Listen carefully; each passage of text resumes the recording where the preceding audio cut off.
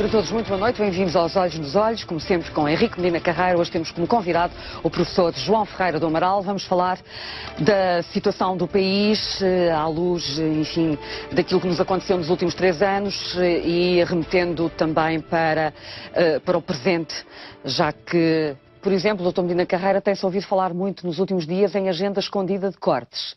Mais cortes que vêm aí na despesa. O Partido Socialista a dizer que o Governo tem uma agenda escondida. O que é que acha disso? Eu fico surpreendido com essa pergunta. Porque esta agenda escondida não é agenda nenhuma. Quer dizer, há 3 anos que a gente pode fazer as contas. Obedecendo ao acordo que foi feito e partindo do déficit que nós tínhamos, para chegar aonde se tem que chegar agora em 2015, que é 2,5% do produto, não é? Nós temos que abater 3 mil e tal milhões por ano. Por conseguinte, isto não se pode esconder. Quer dizer, ou se pergunta... Mas já se abateu muito, vamos lá ver. Já se abateu, mas estamos longe de estar satisfeitos, porque, como eu tenho dito, abateu-se 6 mil milhões, que foi de despesas de capital, estradas, essas coisas foram abandonadas. E o resto é que foi salários e pensões, etc, e outras coisas. Mas há muito para abater, para chegar aos 2,5. Agora, o problema é este. Nós poderíamos, ou deveríamos ter assinado aquele acordo, tendo a consciência de que em 3 anos ou 4 anos isto tinha que ser assim, ou fomos obrigados, ou quem assinou aquilo não sabia o que andava a fazer. Porque em 3, 4 anos não é possível, com a economia que nós temos, chegar àquele resultado sem uma barbaridade. Sim, mas diga-me uma coisa. Diz-se que a agenda escondida dos cortes, que o Primeiro-Ministro, de resto, hoje esclareceu que em abril vai dizer onde é que serão efetivamente feitos esses cortes, mas o valor que é apontado é de 2 mil milhões de euros. Poderá ser este o valor, mais ou menos? Pelas suas contas? Pelas minhas contas, dividindo isto por 4 anos, 12, 13, 14 e 15, nós temos que reduzir, digamos, o déficit em 3 mil e tal milhões por ano. Por conseguinte, ou se corta no que se tem que cortar, ou se aumenta os impostos. Os impostos já chegaram ao fim. Deixe-me precisar um ponto. Temos que cortar mais 3 mil e tal milhões de euros todos os anos, em cima daquilo que já foi cortado? Não, na média teríamos que cortar 3 mil e tal milhões. Mas descontando aquilo que já foi cortado... Não sei já quanto é que foi, mas em média seria isso. Mas isto é por dizer que é uma pergunta que não tem cabimento nenhum, só para ignorantes. Quem saiba 2 coisas disto, fazia esta conta. Mas as pessoas têm que saber com o que é que podem contar, porque se vai cortar mais 2 mil milhões de euros, tem que ser nos salários e nas pensões.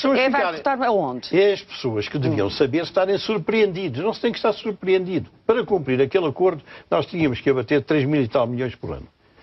Imagino que nós abatemos 10 mil. Pronto, temos que abater mais 3 mil ou mais. O professor João Ferreira do Amaral tem alguma ideia mais concreta sobre esta questão? O que é que devemos esperar relativamente a estes cortes adicionais que irão ser anunciados em abril? Bom, a previsão para o ano que vem e dos cortes necessários para se atingir o objetivo de 2,5% do PIB depende, em grande parte, daquilo que forem as perspectivas de crescimento económico. Sim, mas está no 1.2, a última previsão. Sim, mas para o ano. Sim. Portanto, aquilo que for a previsão do crescimento económico para o ano, que resultará em parte daquilo que for efetivamente o crescimento económico para este ano, porque o 1.2 pode ser ou pode não ser, é uma estimativa, uma previsão que é muito falível, como todas, e também daquilo que se preveja, nomeadamente para a economia europeia, para o ano. Eu penso que a questão, para além do montante dos cortes, será também de saber se houve alguma, não sei se será isso que se refere como escondida, se houve eventualmente nas negociações com a Troika algum acordo não conhecido sobre essa matéria. Não sei se será isso que é, mas se é isso eu não faço ideia se existe ou se não existe. Mas quanto ao montante que é preciso cortar em cima daquilo que já foi cortado? Eu penso que uma perspectiva, enfim, realista de crescimento económico nunca será muito grande, provavelmente andará por volta disso. Dos 2 mil milhões. Por volta disso. Mas lá está, a questão básica é que é o que o Dr. Medina Carreira punha. Será que este era o programa que a gente precisava? E será que ele é execuível não só em termos financeiros, como até em termos sociais e políticos, essa é que é a grande questão. No prazo que foi fixado, é inexecuível. E principalmente no prazo que foi executado e numa situação que foi em grande parte de recessão na Europa e que, portanto, baixíssimo crescimento, e mesmo agora, apesar da Europa, da zona euro, estar a sair um pouco da recessão, mesmo assim o crescimento é muito Sim, mas agora também não adianta chorar sobre o leite derramado, porque o programa acaba no dia 17 de maio e já se venceram os 3 anos. Sim, mas eles continuam a olhar para a gente. Exato, e portanto, a questão dos objetivos do programa pós-Troika, pós-vinda da Troika, do programa de assistência financeira, está agora condicionada pelo Tratado Orçamental. O chamado Tratado Orçamental, que impõe uma redução do déficit até 0,5% em termos de chamado déficit estrutural, 0,5% do PIB. Mas também é verdade que o Tratado Orçamental possibilita algumas modulações disto consoante a situação económica do país, nomeadamente se é uma situação recessiva ou não. Portanto, eu penso que haveria margem, sem pôr em causa o financiamento dos mercados, havia margem para eventualmente se chegar à conclusão.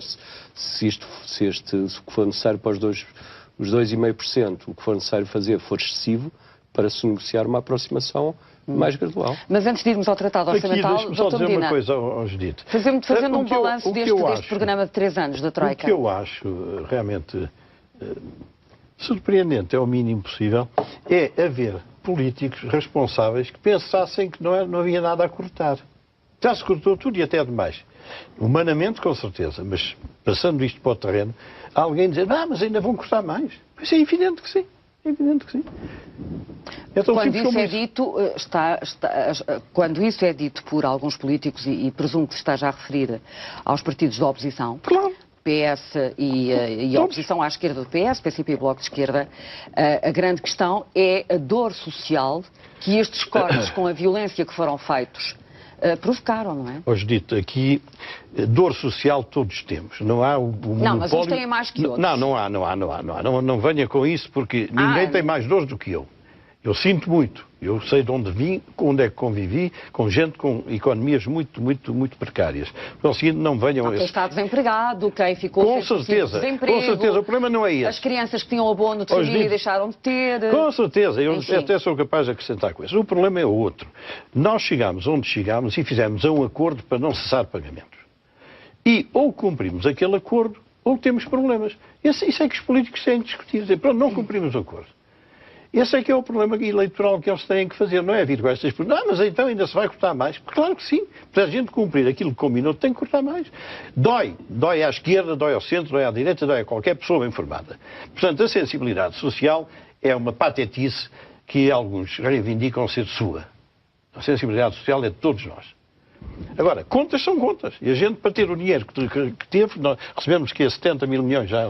Não, o programa foram 78 milhões. Não sei, 60 ou 60 e tal. Para recebermos aquilo, nós combinámos isto. Este é que é o problema objetivo que os responsáveis têm que discutir e fazer. Sim, mas a versão do Partido Socialista é de que nós chegamos a uma situação que implicou mais cortes do que aqueles que eventualmente estariam previstos em 2011, em resultado das políticas de austeridade que foram excessivas e que afundaram ainda mais a economia e agravaram o problema. Bom, mas isso é... Este é o argumento, não é? E há uma crítica legítima, do meu ponto de vista, que acho que estes programas são muito dolorosos e pouco eficientes. Isto é, causam demasiados sacrifícios para aquilo que são os resultados em termos de déficit orçamental. E essa é que é a grande crítica que se pode fazer estes programas, e eu faço, nomeadamente a este, e penso que teria havido margem. Principalmente quando o programa foi concebido, ainda não se sabia o que ia ser a evolução económica da Europa e ela foi mais negativa do que eventualmente na altura. Teria havido margem para, depois de uma primeira fase, que era preciso evitar realmente a cessação de pagamentos, de se negociar uma aproximação mais gradualista. Acha que existiu submissão? Eu não sei, eu não estive nas negociações, não sei avaliar o que é que foi, se o governo português tentou isso ou não tentou, e com o entusiasmo que tentou ou não tentou. Agora, visto de fora, se estava lá dentro, parece-me que haveria toda a margem para se ter negociado uma aproximação. Nós, para recebermos os 70, tomámos um compromisso. E agora tem que se discutir. A gente não cumpre, quem é que vota, quem é que decide. Agora, não é andarmos com partes gagas, para essa expressão. Está bem, mas aquilo que... Não, é que isso é para enganar a sociedade. Mas aquilo que temos ouvido dizer é que muitas das decisões, entretanto, tomadas nos últimos 3 anos, não correspondem integralmente ao compromisso implícito no memorando de entendimento. Bom, aquilo foi um acordo entre nós, Estado português, e os outros. Sim. Bom, se nós não cumprirmos, eles não mandam para cá aquelas prestações. Não é assim? Eles fizeram aquele sistema de mandar uns chequezitos de vez em quando para amarrar a gente. Agora, o que politicamente e a alto nível se tem que decidir é nós vamos cumprir ou não. E se não cumprirmos, e se eles cessarem as prestações, como é que é? Como é que se paga o resto? Isto é que se tem que dizer ao povo, não são estas brincadeiras, umas construções falaciosas para enganar a sociedade.